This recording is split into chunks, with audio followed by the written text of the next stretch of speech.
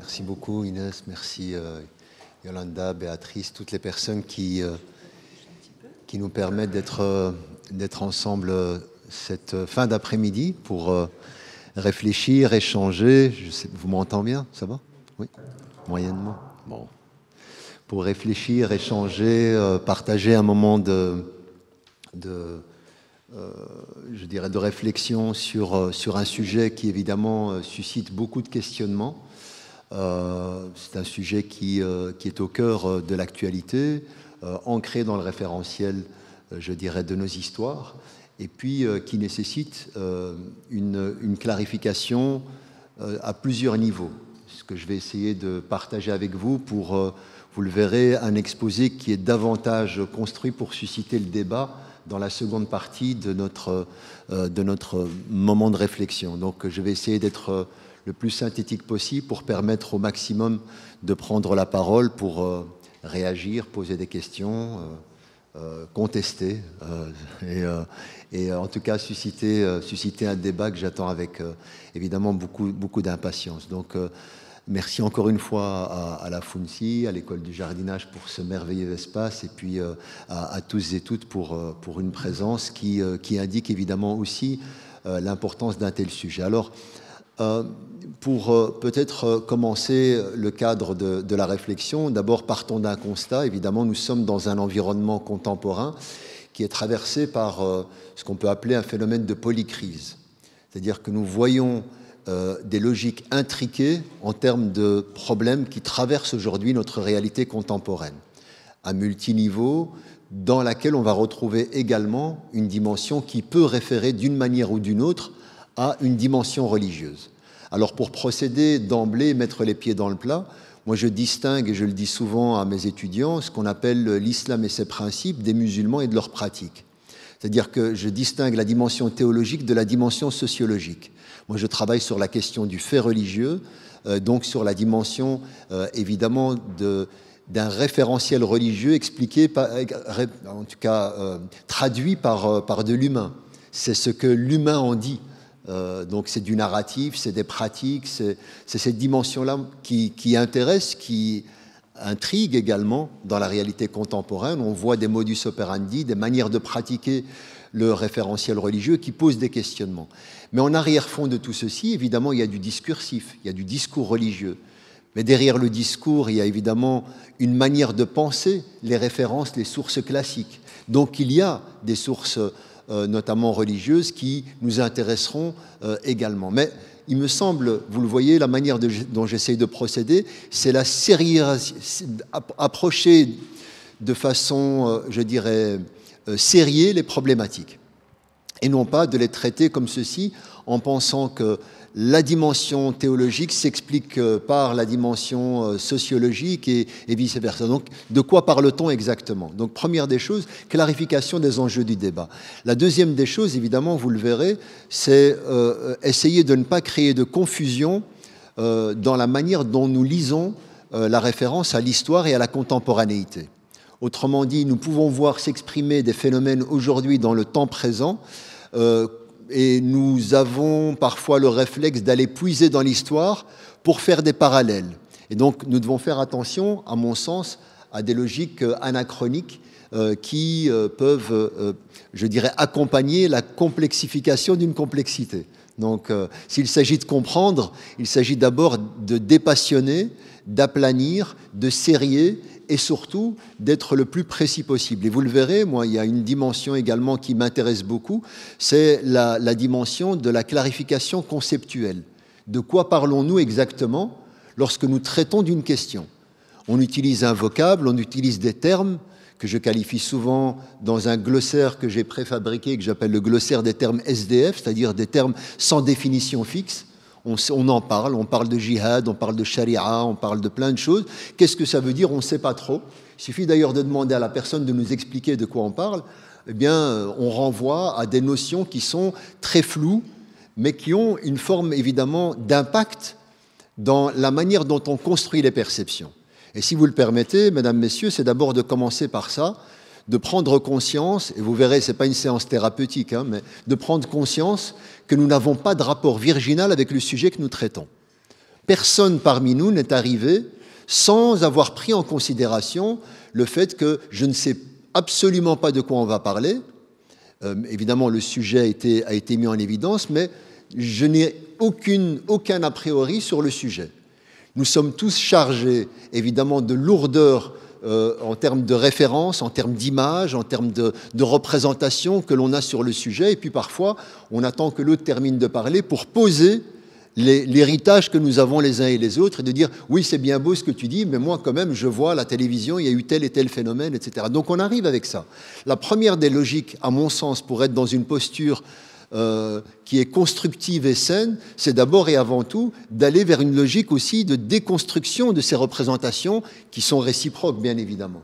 Donc, quelles sont ces charges et ces lourdeurs? Et donc, c'est pour ça, à mon sens, la clarification, et en commençant déjà par la notion des termes, est un point de départ qui nous permet d'assainir quelque part les débats. La prise en considération également que lorsque nous allons parler d'un phénomène religieux contemporain, autrement dit l'expérience de l'islam dans la contemporanéité, cette expérience-là, elle dit autant sur le référentiel religieux que sur la contemporanéité.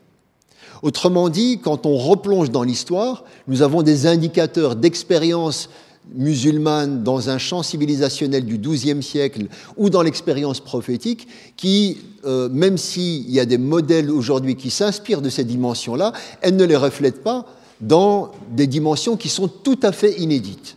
Et donc c'est important de comprendre en quoi l'expérience musulmane contemporaine est caractérisée par la contemporanéité. Et donc pour ne pas, encore une fois, créer des formes de confusion. L'autre dimension également à mettre en évidence, c'est la question, je dirais, de la plasticité des principes religieux.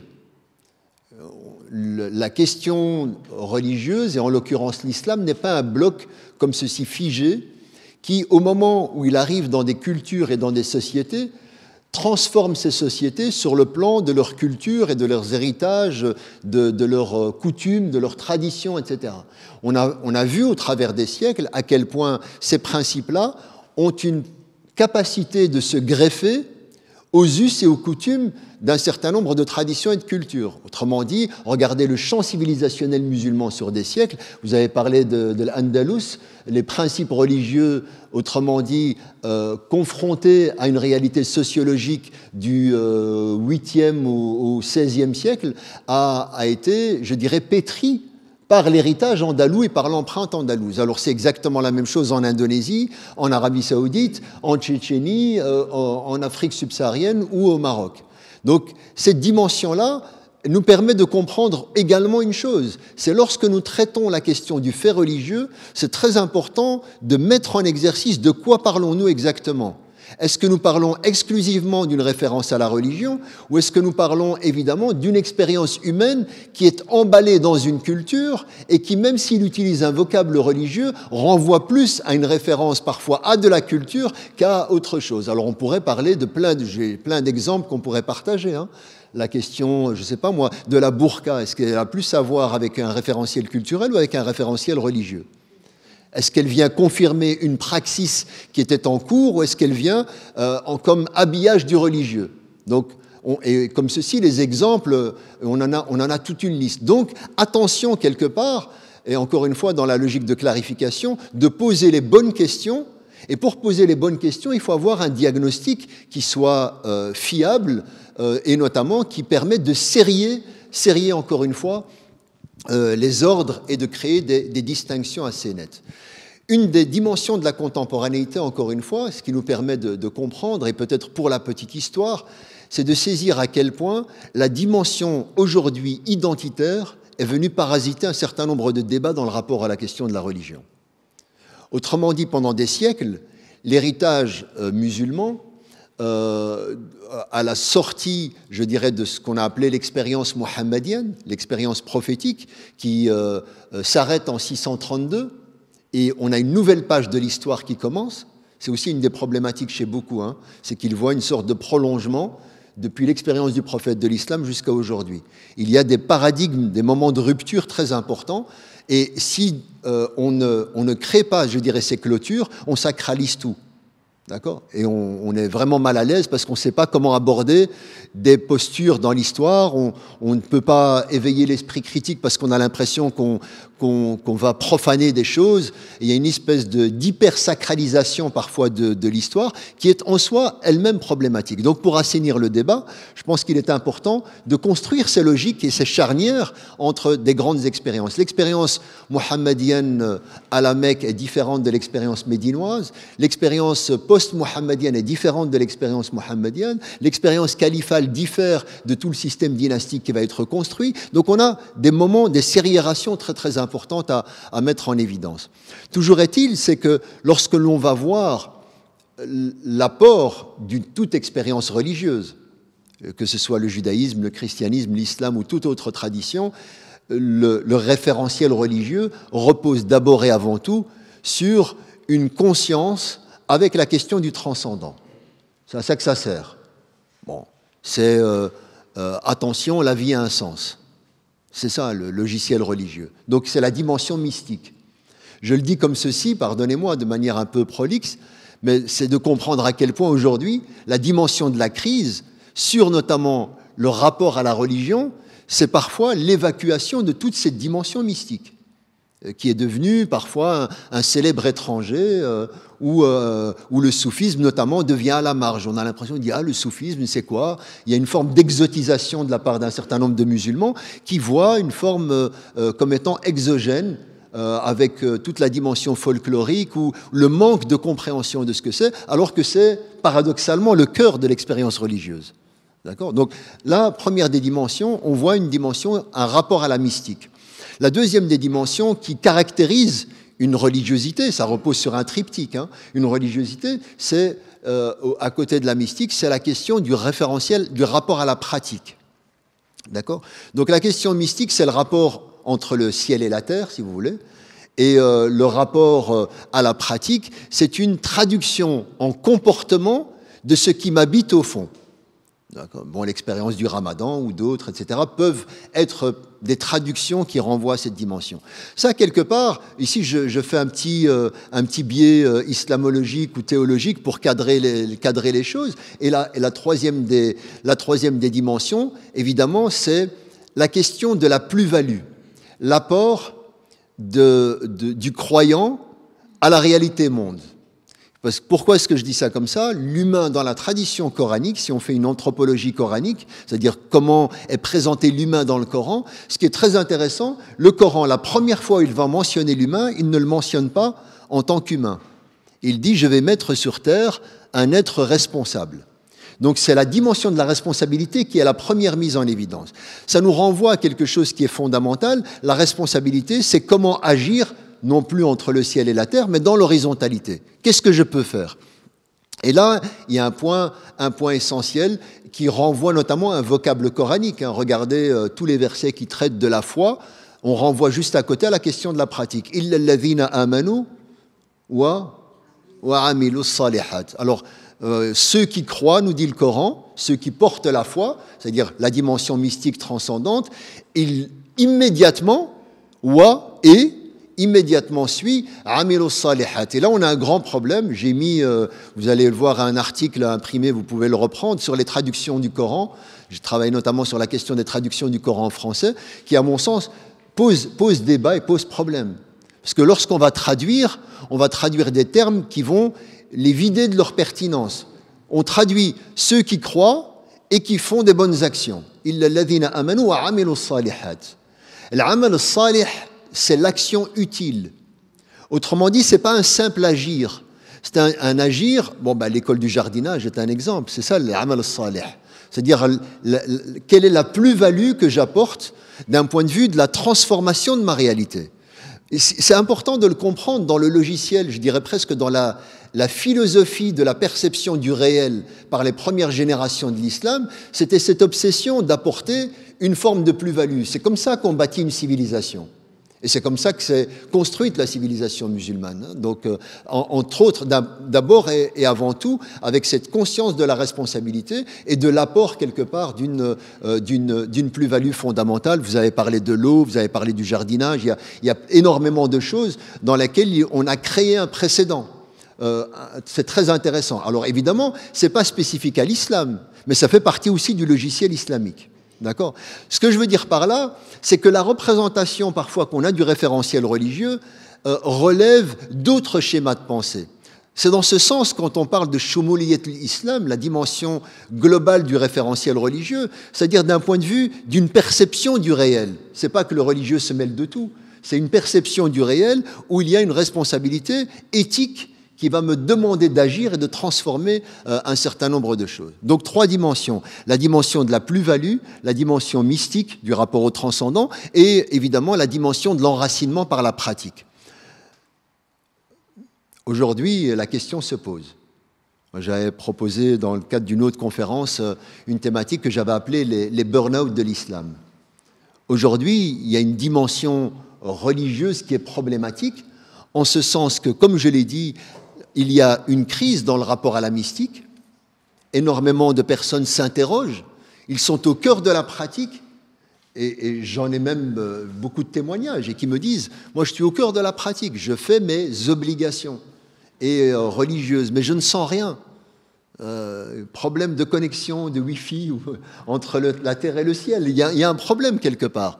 Alors ça parce que les gens pensent qu'il suffit évidemment d'être concentré dans la prière et tout d'un coup vous ressentez des choses. Alors évidemment qu'il y a de l'émotion, mais l'émotion ce n'est pas l'enracinement d'une spiritualité profonde. Pourquoi ? Parce qu'il suffit de revenir dans le référentiel religieux et vous allez voir qu'il y a tout un patrimoine et d'ailleurs même des disciplines qui sont construits pour la question de l'accompagnement dans le cheminement spirituel.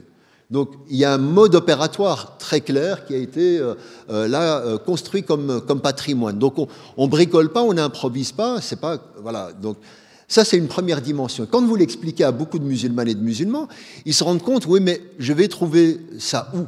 Il y a une forme de carence en termes d'accès, de démocratisation d'accès à tout le patrimoine mystique. Et quand vous lui dites, vous savez que l'islam a été soufi principalement mystique et spirituel jusqu'aux alentours du XVIIIe siècle. À partir du XVIIIe siècle, on va voir émerger une nouvelle forme de religiosité, notamment issue de la péninsule arabique, qui va venir justement porter une critique de front sur un certain nombre de pratiques qu'on va juger comme étant blasphématoires, comme étant offensives par rapport à la question du dogme, etc., etc. Et vous avez eu les récents témoignages que tout le monde malheureusement a pu constater, la destruction de patrimoine immatériel, notamment des lieux, des mausolées, des choses comme ça, que ce soit par Boko Haram, par d'autres, qui témoignent de cette dimension, je dirais, d'éradication d'un patrimoine qui traverse l'œcumène musulman depuis des siècles. Donc, première des dimensions, une crise du mystique et du spirituel. La question du sens pose problème. Par exemple, vous dites à quelqu'un, pourquoi est-ce que vous jeûnez le mois de Ramadan ? Beaucoup répondent, pour penser aux pauvres.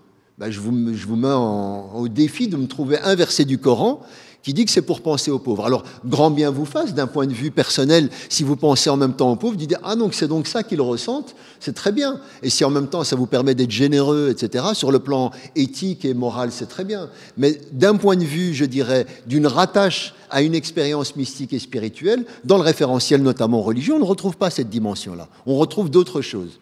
C'est la réalisation de la conscience révérentielle par rapport à Dieu. La'allakum tattaqun. C'est pour ça que le jeûne est arrivé. Donc, qu'est-ce qu'on fait avec ce patrimoine-là ? Moi, je ne suis pas en train de dire comment il faut penser. Je veux dire, ceux qui affirment avec énormément de certitude un certain nombre de références sont parfois à côté du logiciel pratique. Il suffit de lire et de revenir au texte. Je trouve ça très, très intéressant, en tout cas en termes d'indicateurs. La deuxième des dimensions, évidemment, c'est qu'une des grandes problématiques, c'est que l'islam est sorti du référentiel à une civilisation. Nous ne sommes plus à l'époque des califats, à l'époque de la Bagdad des mille et une nuits, de la Damas des Omeyyades, de tout ceci, ou de l'expérience ottomane, etc., etc. Autrement dit, il y avait une sorte de confort, malgré évidemment les hauts et les bas d'une civilisation, de confort de l'entre-soi. Parce qu'il faut le dire, pendant longtemps, le monde musulman s'est pensé le cœur du monde, parce qu'il était à la confluence de beaucoup d'héritages de civilisation, et effectivement, en termes de production, il était quelque part, bon, à la louche, la synthèse entre ce que sont les États-Unis et la Chine aujourd'hui ensemble. C'était ça la question de la référence musulmane, sur le plan économique, sur le plan de politique, sur le plan militaire, etc., donc, et sur le plan évidemment scientifique. Donc c'était très important d'avoir cette représentation très particulière de soi, une forme de fierté tout à fait particulière, mais qui va s'ébranler au début du XXe siècle, avec notamment l'abolition de ce que j'appelle le KDO, le califat, la daoula, la umma. Cette déflagration, c'est-à-dire la chute du califat, c'est pas simplement on a retiré un monsieur ou une figure politique, c'est-à-dire que là, il va y avoir évidemment l'ébranlement de ce qu'on a appelé l'espace dit de l'islam, avec la fabrique d'États-nations, la construction de frontières artificielles, et tout l'héritage que nous gérons aujourd'hui découle évidemment de cette déconstruction. Et puis, évidemment, le dernier point, c'est la question de la Ummah, de cette communauté. Qu'est-ce que veut dire une communauté?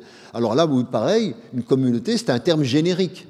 La Ummah veut dire un ensemble d'êtres qui sont associés parce que, voilà, il peut avoir une Ummah de Raja de Louidad, on peut avoir une Ummah communautaire particulière, on peut avoir une Ummah d'animaux. Les abeilles, c'est une Ummah, c'est le Coran qui le dit, hein, Ummamun amthalukum. Ce sont des communautés telles que vous. D'accord? Donc, c'est des réalités de rassemblement. Et donc, la Ummah, c'est-à-dire cet espace qui était partagé par un ensemble d'individus, se retrouve tout d'un coup arraché de cette conception et se retrouve avec des nouvelles frontières. Du jour au lendemain, on lui dit, ben, en fait, tu n'es plus simplement sous l'autorité musulmane, mais tu es jordanien, tu es égyptien, tu es ceci et cela. Donc on va rapidement développer un hymne national, construire des drapeaux. Beaucoup de drapeaux, d'ailleurs, dans le monde arabe se ressemblent. C'est pas pour rien, parce qu'il y a encore un héritage civilisationnel avec les couleurs. Le jaune, le rouge, le blanc, le noir, etc. réfèrent à tout un héritage, à la couleur des Abbassides, la couleur des... Enfin, et donc... Deuxième des dimensions, tout d'un coup, on se retrouve dans une forme d'ivresse où pour la première fois dans la contemporanéité, on est hors évidemment de l'expérience mohammedienne, qui est mort en 632, on est hors de l'expérience califale, on est post-1924, et tout d'un coup, on est dans ce que le concept d'Ibn al-Arabi développe, la notion de l'hayra, de la perplexité. Qui sommes-nous? Qu'est-ce qu'on fait? On est dans une sorte d'errance. Et puis, qu'est-ce que nous pouvons finalement apporter? Cette crise va susciter évidemment un débat très très important. Alors c'est pas particulier ou spécifique à l'islam et aux musulmans, mais ça va apporter un débat tout à fait fondamental. Le religieux va être habillé par la dimension identitaire. Et c'est en ça, quelque part, que nous constatons un problème de fond, que la dimension identitaire va dire les contours de la religiosité. Et beaucoup vont prendre la référence à la religion qui va permettre à l'individu de se distinguer par rapport à une altérité. Je suis musulman, je ne suis pas comme toi. Et c'est d'ailleurs très intéressant de voir même à l'intérieur du référentiel religieux tout le processus d'anathémisation. Mubtadi', modèle, etc. On va commencer à accuser l'autre, même à l'intérieur d'une même religion, de déviance, de mauvais comportement. On va même fabriquer un concept qui n'existe même pas dans le référentiel religieux, l'excommunication, des choses comme ça. Pourquoi? Parce que quand vous amenez évidemment un logiciel qui est paramétré par de l'identitaire, vous avez ce type de comportement. Autrement dit, toute ressemblance à l'altérité va commencer à me poser un problème. Et donc j'ai besoin d'une religiosité qui me distingue de manière saillante. Autrement dit, je vais même voir exploser un marché du religieux qui va me proposer par exemple toute une série de produits qui confirment la distinction. Je sais pas moi, des destinations touristiques halal, de la nourriture halal, du vêtement halal, il y a même eu des appartements halal, parce qu'ils étaient orientés vers la Mecque, des choses comme ça. Donc on voit qu'il y a un marché. Cette demande vient quelque part répondre à un besoin qui est le fait de dire habille-moi de l'islam, rassure-moi. Et autrement dit, c'est très sérieux, je mange halal, donc je suis halal. C'est-à-dire, vous savez,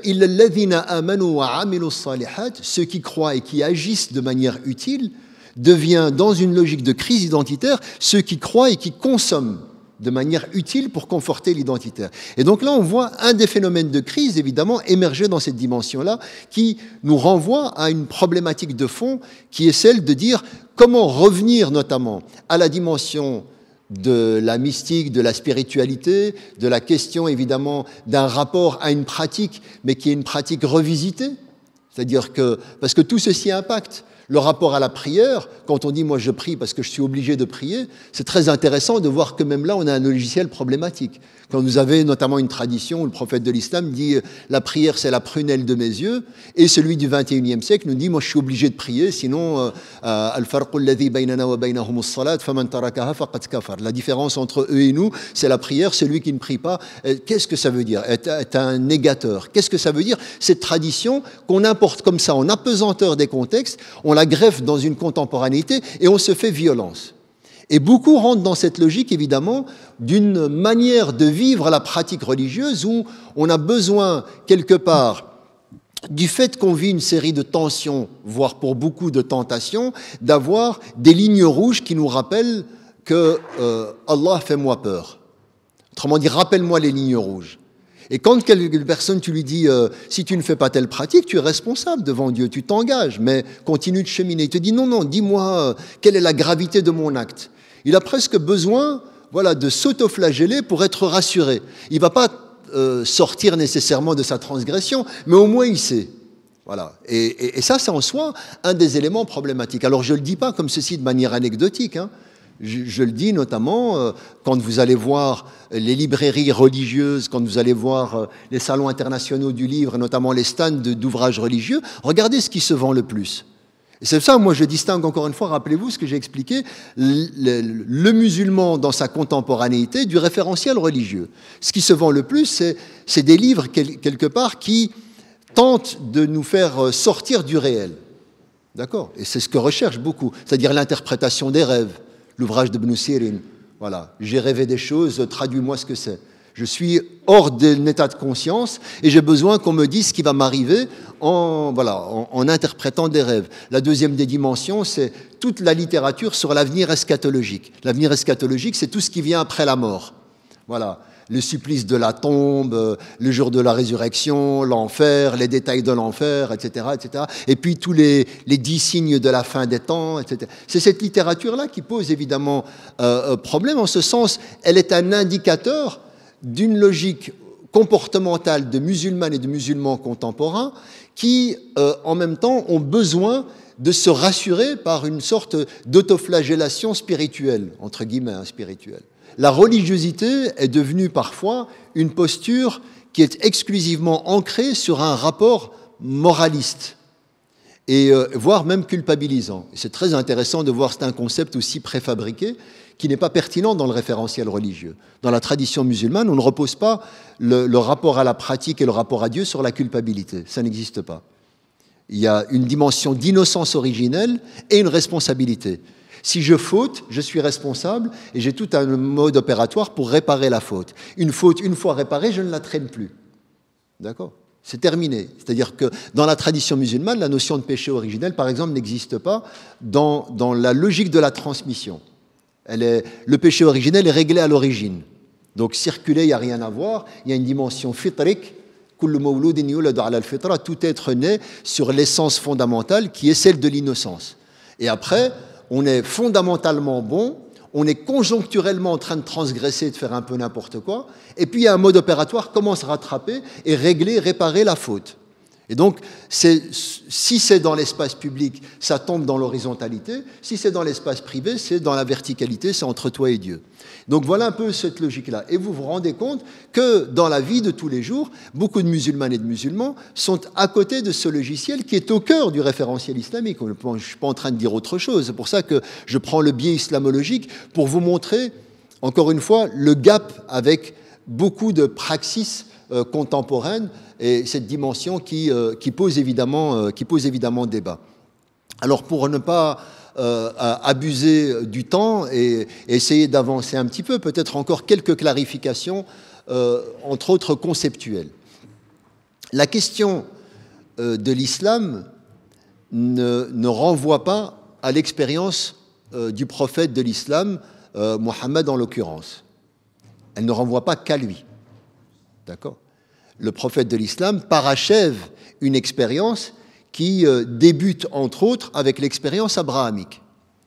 Donc, lorsqu'on a la référence au terme islam, il n'appartient pas à l'exercice qui a débuté de 610 à 632 avec la révélation faite au prophète Mohammed. Donc, on est ici sur une notion très très importante. Les contemporains, qu'est-ce que nous avons fabriqué? Nous avons séquencé les ordres. Il y a le christianisme, le judaïsme et l'islam. Alors oui, d'un point de vue sociologique, en termes de perception, c'est une réalité, mais dans le logiciel de référence théologique musulmane, cette distinction n'existe pas. Elles existent à un certain niveau, pas au niveau de la croyance, du dogme. Autrement dit, dans la tradition musulmane, il y a un continuum depuis Abraham jusqu'au prophète de l'islam qui clôture en 632 le message, un continuum qui est celle de l'unicité de Dieu, le dogme de l'unicité. C'est l'expérience monothéiste. Et le terme de islam renvoie à cette dimension du monothéisme. Première des dimensions. Alors, vous allez me dire, oui, mais un musulman, donc c'est quoi? Un musulman, c'est quelqu'un qui est ici à l'école du jardinage, il regarde le coucher de soleil, et puis tout d'un coup, il a une illumination, il dit, mais en fait, tout ce que j'ai lu, tout ce que j'ai vécu, tout ce qu'en fait, c'est vrai, la vie, elle a un sens. Le fait que ce que je ressens et que je traduis avec ma conscience et que je confirme avec ma bouche, c'est ça la shahada. Que je confirme avec la bouche, je dis, mais c'est bien sûr, dire Dieu, c'est dire que la vie a un sens. Ça, c'est être musulman. C'est être dans une posture d'abandon à l'évidence de la réalité de Dieu. C'est la définition que j'utilise pour dire islam, qui ne veut pas dire soumission. Voilà. Ça en soi problématique. La soumission, c'est entre autres la privation d'un élément essentiel dans le champ théologique, c'est la liberté. Quelqu'un qui se soumet, voilà. Et même d'un point de vue culturel, c'est très, très problématique de dire je suis soumis. Alors certains m'ont dit oui, mais c'est une soumission à Dieu, donc c'est tout à... Non, la question de l'engagement responsable demande évidemment une dimension de liberté et le terme de... Parce qu'il y a la notion d'islam en arabe qui signifie... Là, il y a une forme de soumission. Mais la notion d'islam renvoie évidemment à s'abandonner à cette évidence. Alors on dit oui, mais il y a la racine salam, donc la religion musulmane produit la paix. Non, en fait, parce qu'on n'a pas compris que c'était un logiciel, encore une fois, théologique. Quand je suis là en train de regarder le coucher de soleil, quel phénomène se passe? Quand ce que je ressens au fond de moi, ce que je porte rationnellement et ce que je formule, j'opère une sorte d'harmonisation, voire de pacification entre tout ce que je vis d'un point de vue des vibrations intellectuelles, comme des vibrations spirituelles, émotionnelles, etc. Et là, je vis une forme de pacification, d'apaisement. C'est pour ça même quelqu'un qui décède au moment de la rencontre de Dieu, le verset du Coran nous dit, il l'appelle une âme, ya ayyatuhan nafsul mutma'inna, ô toi l'âme qui est apaisée. C'est-à-dire qui est parvenu à trouver une sorte d'équilibre. C'est ça la dimension de la paix. C'est pas la paix versus violence.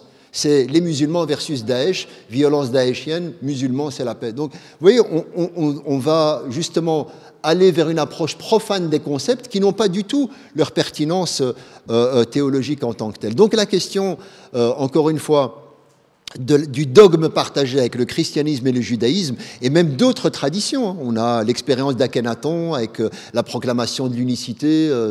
Donc on a des choses tout à fait intéressantes dans l'histoire qui montrent que toute posture qui chemine vers la quête, je dirais, d'un sens et d'une dimension céleste renvoie à un exercice de islam. Abraham, dans le Coran, il est mentionné et présenté comme étant, qu'il a affirmé « Wa ana awwalul muslimin ». C'est pas « je suis le premier des musulmans », parce que soit il a voyagé dans le temps, il a été à l'expérience du prophète Mohammed, soit il y a un problème de traduction. Et effectivement, on dit, quand on traduit dans les versions du Coran, on dit « je suis le premier des musulmans ». Mais non, je suis le premier de celui qui s'abandonne à l'évidence de la réalité de Dieu. La vie a un sens.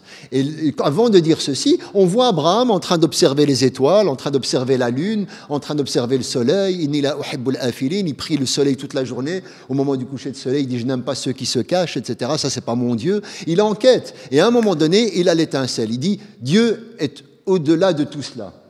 Et c'est là où il rentre dans cette logique de pacification interne et il confirme, je suis le premier de celui qui s'abandonne à Dieu. Moïse, Jésus, Abraham, David, Salomon, dans toute la tradition, je dirais, des révélations, on retrouve ce continuum. C'est pas pour rien que 25 prophètes et messagers sont mentionnés à côté du prophète Mohammed dans le Coran. C'est pas pour rien qu'on cite numériquement parlant, beaucoup plus les autres prophètes, ou une bonne partie des autres prophètes que le prophète Mohammed. 4 à 5 fois il est mentionné, Jésus est mentionné 5 fois plus. Il est mentionné au moins 25 fois. Abraham est mentionné plus d'une 60aine de fois. Celui qui bat tous les records, c'est Moïse, plus de 130 fois. Donc vous vous rendez compte quand même ce que je suis en train de vous dire. Attention, conceptuellement, notre regard a fabriqué un regard sur l'islam comme étant la religion des Arabes pour les Arabes, par les Arabes, sortis d'un jour du désert, et voilà. Alors qu'on a affaire à un environnement mésopotamien, un environnement proche-oriental beaucoup plus large, qui inclut tout un héritage d'expériences qui ont une forme de filiation. Alors vous avez des génies qui disent « moi j'ai lu le Coran, j'ai trouvé qu'il y avait des références à la Bible ». Ben bravo, vous n'inventez rien. C'est la même chose, c'est ça qu'on se tue à dire, c'est exactement les mêmes références. Alors vous allez me dire « bon, une fois qu'on a dit ça, donc quelle est la différence entre le christianisme, le judaïsme et l'islam ?» Mais il y en a un d'un point de vue fondamental. Si on est d'accord pour partager la question de la charia, c'est-à-dire du dogme et de la croyance minimale en un Dieu unique, on n'a pas nécessairement la même théologie.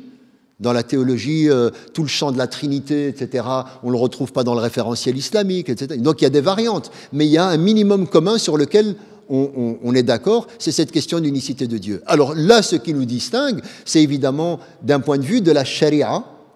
D'accord ? La charia ne signifie pas la loi islamique. D'accord ? La charia, si par exemple, je le dis souvent aussi à mes étudiants, observez dans un groupe ici, imaginons que nous voyageons ensemble, on peut le faire d'ailleurs, aller à Merzouga et voyager dans le désert ensemble, et de se dire, bon ben, madame ici devant, il ne faut surtout pas la perdre de vue, parce qu'elle est la seule du groupe qui connaît la charia. Qu'est-ce que veut dire la charia dans le désert ? Dans la mentalité arabe du 7e siècle, sur la péninsule arabique. Celui qui connaît ou celle qui connaît la charia, c'est celle qui connaît intuitivement le chemin qui mène dans le désert sans repère à la source d'eau. D'accord ? C'est-à-dire quelqu'un qui, j'insiste là-dessus, quelqu'un qui connaît le chemin intuitivement, c'est-à-dire sans repère, qui mène à la source d'eau. Parce que votre voisine pourrait dire vous inquiétez pas, on peut l'abandonner là dans le désert, parce que moi j'ai repéré en arrivant où est le chemin qui mène à la source. Sauf qu'on est passé 4-5 heures plus tard et que la dune que vous aviez repérée, elle a déjà bougé. Donc vous avez besoin de repères. La maîtrise de la charia, c'est être avec une sorte de dévoilement interne. Celui qui connaît la charia, c'est celui qui est éclairé quelque part, là, d'un point de vue spirituel, par Dieu, qui l'amène, voilà, par la révélation, sur le chemin qui mène à la source de vie qu'est Dieu. Vous voyez comment... C'est pour ça que les Arabes, quand ils lisent le Coran, au 7e siècle, pour eux, c'est immédiat. C'est des termes qui sont tout à fait opérationnels dans leur logique. Alors, dans la charia, c'est quelque part cette manière d'être, de pratiquer, de cheminer en allant vers Dieu. Dedans, on y inclut évidemment de la loi, mais toute la charia n'est pas la loi, mais la loi est contenue dans la charia. On a plus de 6200 versets dans le Coran, d'accord ? Les versets qui portent sur la question législative, sur la question de la loi, si on fait vraiment dans les larges calculs, on est à plus ou moins 200 versets, sur plus de 6200 versets, d'accord ? À 200 versets. Et si on est vraiment sur une approche, il y a quelques collègues peut-être de droit ici, sur une approche vraiment légaliste, qu'est-ce que nous pouvons extirper pour mettre en application d'un point de vue légal ? On est à 70 versets. D'accord ?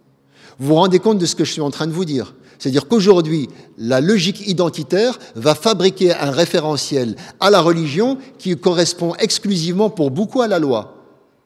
Je le résume autrement. Aujourd'hui, vous interrogez beaucoup de musulmanes et de musulmans sur la religion, plutôt que de te parler de sens, de mystique, de dimension inclusive avec les expériences des prédécesseurs, des autres religions, etc. Il va te dire halal, haram. Qu'est-ce qui est halal, qu'est-ce qui est haram? Est-ce que je peux me brosser les dents pendant le ramadan? Est-ce que je peux me parfumer? On va rentrer dans de la casuistique détaillée.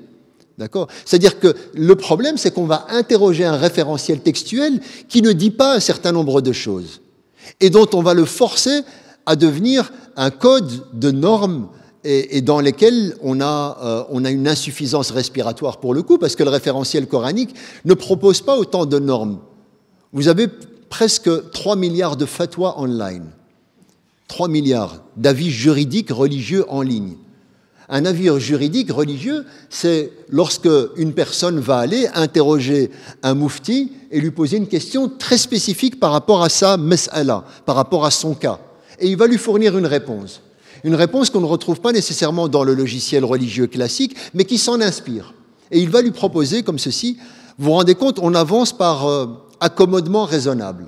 C'est-à-dire, chaque fois, je suis dans une logique d'hésitation. Dès que j'ai une petite question, je vais poser ma fatwa ou je vais aller contacter Allo Fatwa online. Mais essayez l'exercice, vous verrez, hein, c'est très simple. Jusqu'à présent, moi, j'ai aucune personne qui est revenue me dire que je n'ai pas eu de réponse.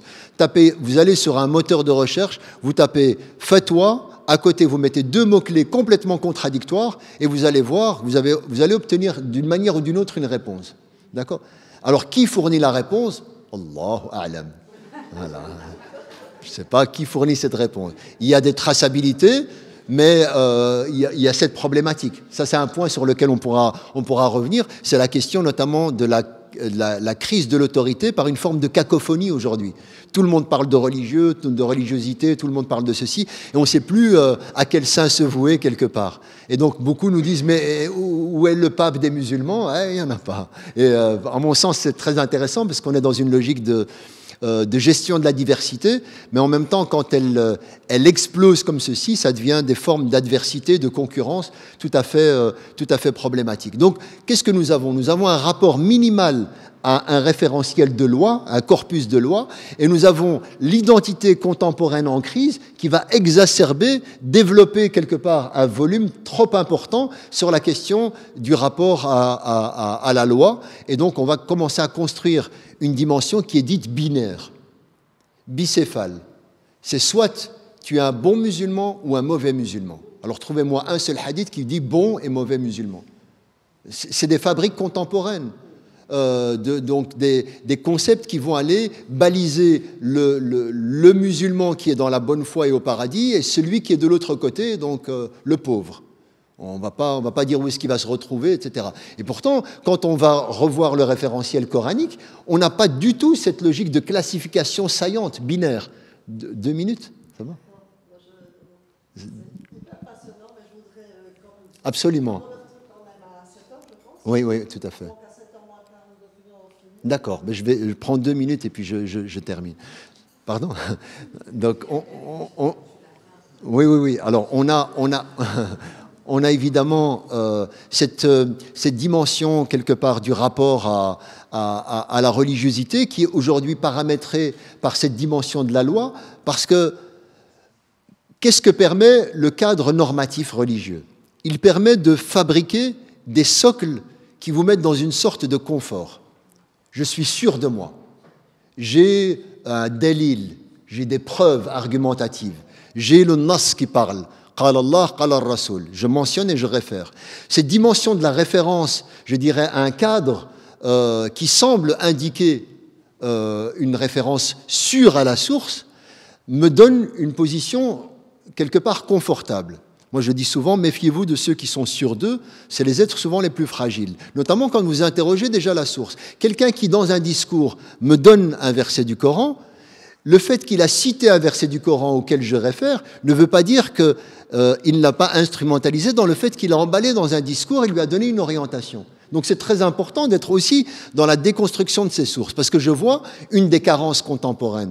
C'est comme on peut le constater, beaucoup de musulmanes et de musulmans ont une incapacité de pouvoir plonger directement dans les sources, parce que soit ils n'ont pas les possibilités objectives de pouvoir le faire, des contraintes de la langue ou d'autres choses, c'est-à-dire ils ne savent pas par où commencer, etc.